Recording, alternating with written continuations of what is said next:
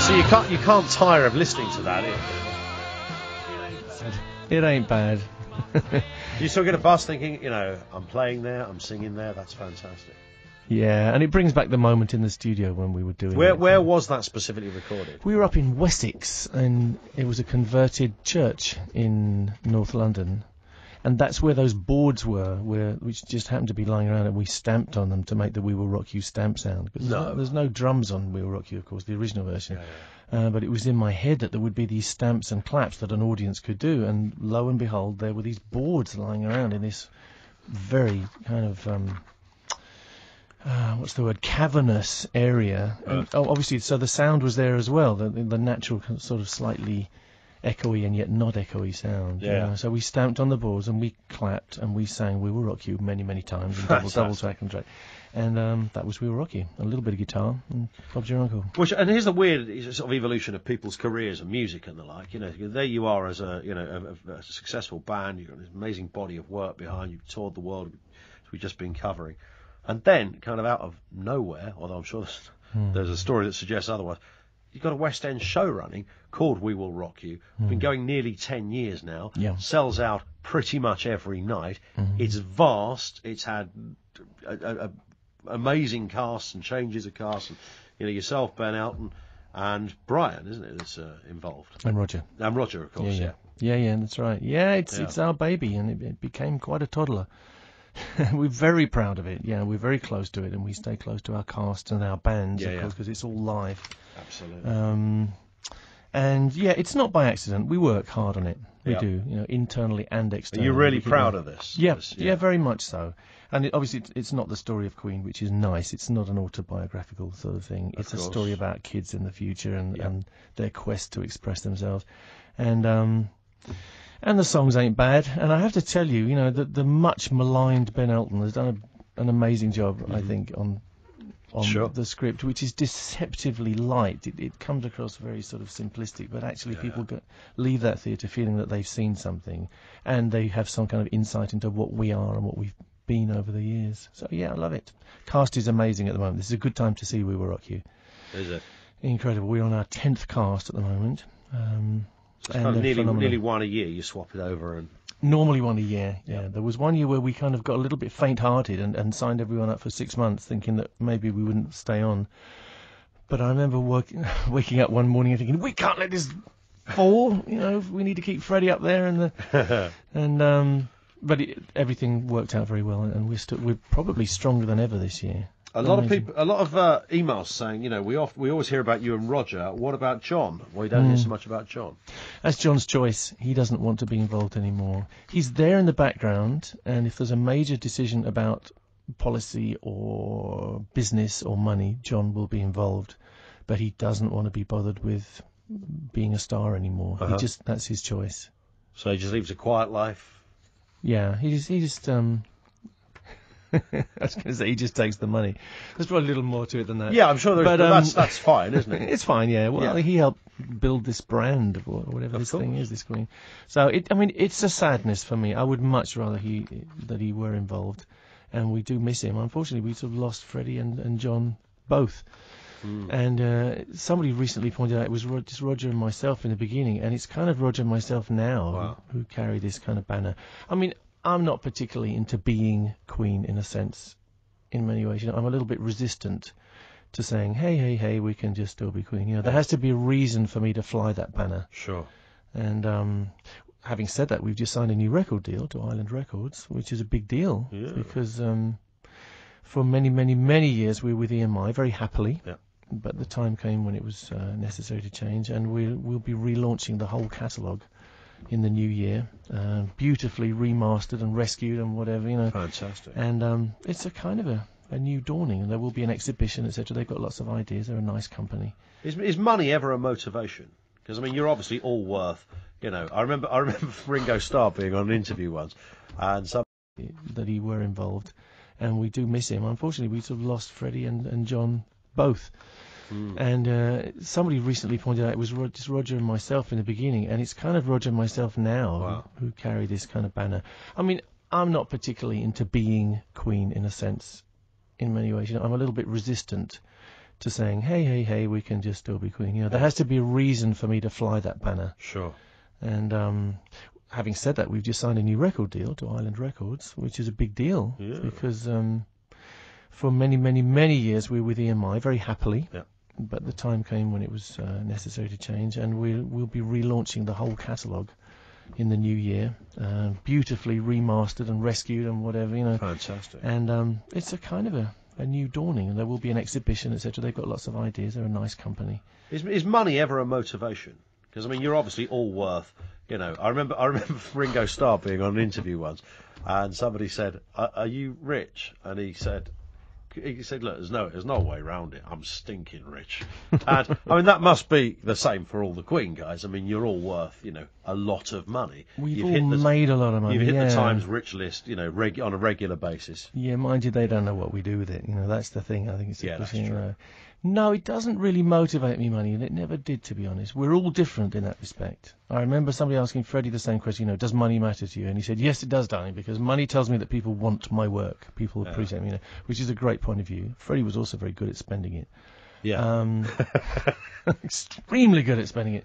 But did you ever go through that extravagant period and go, you know, I am going to just go out and buy this? Do you know, not really. It doesn't really turn me on for some good. reason. I like money because it can achieve things. And these days I've used money to promote my campaign against cruelty to animals, which means a lot to me. And I'm not a charity. We are not a charity. I just do it. We ended up speaking the other week about this, which is actually I mean, it would have been daft if we didn't get into some of the Queen stuff and talk about your music career, Brian. And people are really, really interested in that. But of course, what you're involved with now in a whole different direction, as a completely separate tangent, is this whole issue of animal cruelty. So how does that come around? How did that happen? Why? What was the feeling? And why did you feel compelled to launch a campaign like this? It's by default, really. It's not my choice, in a sense. You know, people say, why are you doing this? Well, it's just because somebody has to do it, I think. I always felt very strongly about animals since I was a kid. And I felt that things were very badly wrong in the way that we treat all kinds of animals. I'm talking about farm animals, experimentation on animals, and wild animals, and even domestic animals, I mean, even pets. You know, there's an awful lot wrong. But in the run-up to the last election, I became aware that David Cameron wanted to bring back fox hunting, and I sort of couldn't believe it at first, and it spurred me to look into the whole thing properly. You know, I'd been a Tory voter most of my life, and I was shocked, and I thought, I don't want this to happen, and should we look into this, etc., etc. And very quickly I found myself in a situation where I was involved with charities who do just that, you know, the League Against Cruel Sports, and a few others I became involved with. But I discovered that because they were charities, they couldn't be political. And I wanted the freedom to be able to speak my mind. And I campaigned against David Cameron, not against the Tories, because in a sense I was a Tory, but against this central core of people who felt that we should turn the clock back and make it legal to pursue wild animals with packs of dogs again. I mean, it still chills me to the bone to think that there are people who want to do that, and that they're in control of our country. What's your thoughts on this coming back? Because I don't think it will ever see the light of day. We hope it won't. I think Cameron played a crafty game, really, by talking about it being a free vote, and rather than, you know, he wouldn't vote, and there's quite a lot of new young Tories in there who wouldn't vote for it now. I don't know. I've never met the man, you know, so I really don't want to sort of slag him off, you know. I would like to have this conversation with him at some point. I hope you're right that they won't bring the thing back in, but there are people manoeuvring the whole time to try to make it legal again. And of course, we all know that it still goes on, and a number of blind eyes are turned, you know, and foxes are still getting torn apart by accident, in inverted commas. You know, well, come on. It's time to me, it's time to own up and change this thing, you know.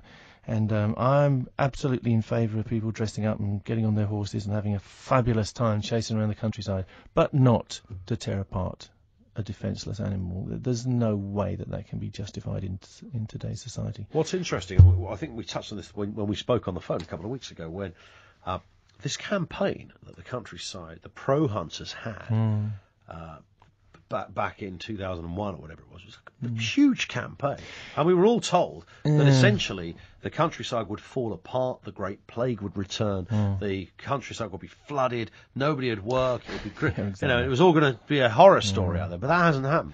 Not at all, and we were kind of deceived, because there was this big march and everything, but a lot of people were there because they were objecting to building houses on green land, etc., and all the other issues, many of which, losing post offices, etc., many of which I would agree with, and it was all kind of jumbled up with the fox hunting issue, and I know for a fact that so many people were there actually were not in favour of cruelty to our wild animals. So, yeah, and the fact that the world didn't fall apart. Everybody said the world would fall apart when slavery was banned. Everybody, tradition has a horrible part to play very often in the way things evolve. And I think tradition has to be continually smashed in order for us to move forward. It was all fine to burn witches at the stake at one point, and that was something which was inbred in tradition. It had to stop. You would have been some kind of weirdo if you tried to convince the villagers that burning the witch was wrong. Exactly. People thought, no, you must be magic. In fact, you must be a witch yourself. That's right. It's always been done this way. This is the way. Otherwise we'd be overrun with evil. If we didn't burn these witches. Well, the same kind of things happen. I mean, you get this stupid kind of response. If you visit save-me.com, or our website for Save Me, you'll see a section called Lame Claims. All the sort of lame justifications that are given for the continuation of these blood sports, and none of them hold water. One of them is, well, they're vermin, we'd be overrun if it weren't for fox hunting. Well, bollocks. I'm sorry, it's not true. The foxes are only there because of the hunts in those quantities. We all know that the foxes came from France, and they were imported so that people could chase them and torture them. So, own up, folks, own up. It's time to change. And in so many ways, it's not just the foxes, it's hares, it's stags. We had this issue with the stag recently, which made a lot of press, which was good, I think. The poor thing perhaps didn't die in vain, because it did wake people up to the fact that it's still fine for people to go out and take pot shots at defenceless animals. Why should it be that way? And we have the issue of the badgers, which is another thing which perhaps we can talk about. We will come on to that. A different issue, but linked nevertheless. Okay, Brian May is with. We are delighted Brian May is with. I'm getting a record amount of texts and emails and Twitter messages. Really? And everything. Yeah, it's been fantastic. Cool. Before we go any further, we're going to get some news headlines from Simon. So I remember the enormous amount of publicity that came before this video. And it was huge. I remember that, it was going to be shown on Top of the Pops that night. Was that the first showing, Top of the Pops, for that? I believe so. Yeah, and it was had all been written probably by a wet behind the ears Piers Morgan as the bizarre showbiz editor. And he said, tonight, Queen, you'll see Queen dress up as girls. Yeah. Girls from Coronation Street was what they said. Do you remember that? And that's right, which it was in a sense. I suppose it was, wasn't it? It was that. Yeah. It went down very well in this country. People really got it, and it was. Yeah. And I think it is witty. I love humour if it's well done. Absolutely. It went down like a lead brick in America. People did it? Really. What did they think? There was something odd going on. Apart from New York and LA, they held up their hands in horror. And did they really? Yeah, I was there. I saw it. People went white. No, what? Because some blokes dressed up as girls? Yeah, because it wasn't cool. Rock bands are supposed to be very heterosexual and whatever. This isn't very cool. And I was actually promoting the least heterosexual frontman of any rock band. You'd think so, wouldn't you? Yeah. No, it was a serious issue, and I saw people, literally go ashen and take the thing off. They just didn't want that we'd all want that kind of thing to be shown on our station. Might upset the kids. Yeah, and it really it had a lasting effect on our career there in a negative sense. It took years and years to get over it. Yeah, it's amazing. I didn't know. That's extraordinary. Yeah. This comes in from Craig. Is it true that Brian's guitar was made from a toilet seat? No. Next. Have you ever heard that before? No. Right, okay. Here's another one. This is from Craig, okay? I think it's the same guy, who says, have you heard the rumour that you're James May's brother from Top Gear? No. No, I've Next. Heard that one, no. Okay.